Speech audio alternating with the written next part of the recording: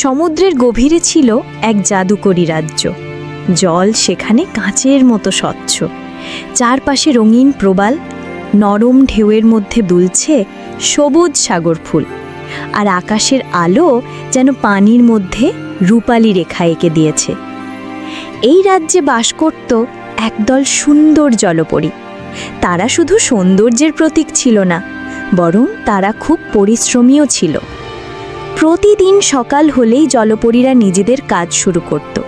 কেউ প্রবাল গাছের যত্ন নিত, কেউ ঝিনুক পরিষ্কার করত, কেউ মাছেদের খাওয়াতো, কেউ সাগরের গান গেয়ে চারপাশে আনন্দ ছড়িয়ে দিত। তাদের রাজ্য ছিল আনন্দ আর ঐশ্বর্যে ভরা। কিন্তু একদিন এক অজানা বিপদ এসে উপস্থিত হলো। সমুদ্রের নিচে শুরু হলো অদ্ভুত এক পরিবর্তন। ঝিনুকরা মুক্তা তৈরি বন্ধ করে দিল, স্রোতের পথ বন্ধ হয়ে গেল, খাবারের অভাব দেখা দিল। রাজ্য জুড়ে ছড়িয়ে পড়ল উদ্বেগ আর হাহাকার। জলপরীরা রাজপ্রাসাদে জড়ো হলো। রানী জলরেখা বললেন, আমাদের রাজ্য তো সবকিছু হারিয়ে ফেলছে, কি করা যায়? বড় বড় জলপরীরা মাথা নাড়ল, কেউ কিছু বলতে পারল না। ঠিক তখন সভার এক কোণে দাঁড়িয়ে থাকা একটি শান্ত মনের জলপরী ধীরে ধীরে সামনে এসে দাঁড়ালো। তার চোখে ছিল সাহস আর কণ্ঠে ভরসা। সে বলল, আমরা মুক্তা কুড়িয়ে এনে যদি নিজের হাতে গয়না তৈরি করি, মালা, কানের দুল, মাথার মুকুট, তাহলে আমরা সেগুলো নদীর ওপরের মানুষদের জগতে পৌঁছে দিতে পারি। মানুষ যদি সেই গয়না কিনে নেয়, তাহলে বিনিময়ে আমাদের প্রয়োজনীয় জিনিস পাঠাতে পারে। সবাই চুপচাপ শুনছিল।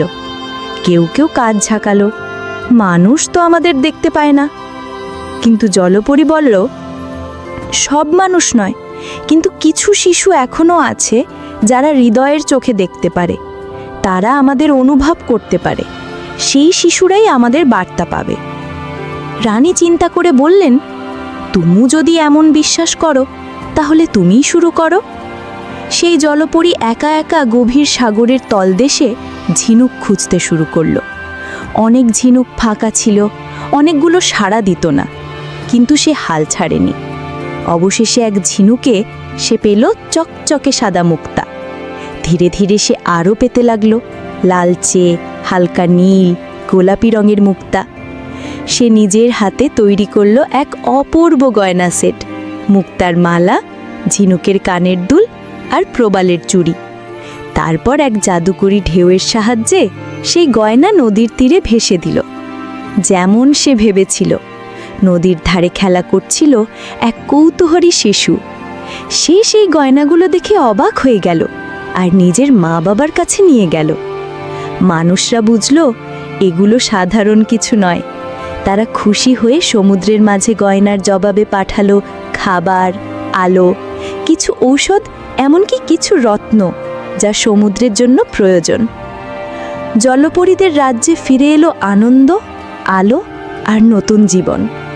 রাজ্যের সবাই বুঝল, সাহস আর বিশ্বাস থাকলে ছোট্ট এক জলপরীর উদ্যোগেও বদলে যেতে পারে পুরো রাজ্য। রানী জলরেখা তার মাথা ছুঁয়ে বললেন, তুমি আমাদের অন্ধকার সময় আলোর পথ দেখিয়েছ।